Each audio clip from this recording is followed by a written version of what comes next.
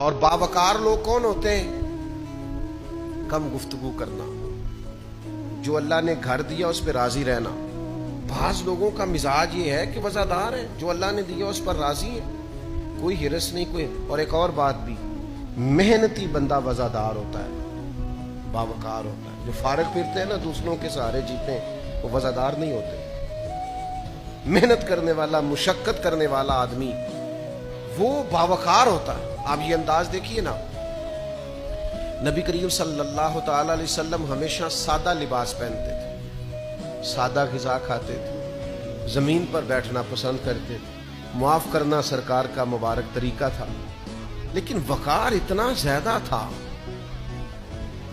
کہ صحابہ فرماتے ہیں کہ روب اتنا تھا سرکار کا کہ جو اچانک دیکھتا تھا نا وہ مرعوب ہو جاتا تھا، اس پر روب طاری ہو جاتا۔ لوگ اچانک دیکھتے تو کانپنے لگتے۔ اور نبی پاک علیہ السلام فرماتے ہیں میرے رب نے میری روب کے ساتھ مدد کی ہے۔ فرمایا ابھی میں 1 مہینہ دور ہوتا ہوں تو میرا دشمن مجھ سے ڈر رہا ہوتا ہے۔ 1 مہینہ لگے گا دشمن تک پہنچنے میں، 1 مہینے کا سفر ہے ابھی، تو مہینہ پہلے میرا دشمن مجھ سے کانپ رہا ہوتا ہے، کیوں کہ میرے رب نے روب کے ساتھ میری مدد فرمائی۔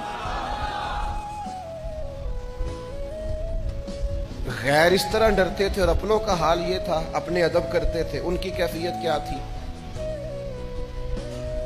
کہ صحابہ فرماتے ہم حضور کی بارگاہ میں یوں بیٹھتے تھے جیسے ہمارے سروں پہ پرندے بیٹھے۔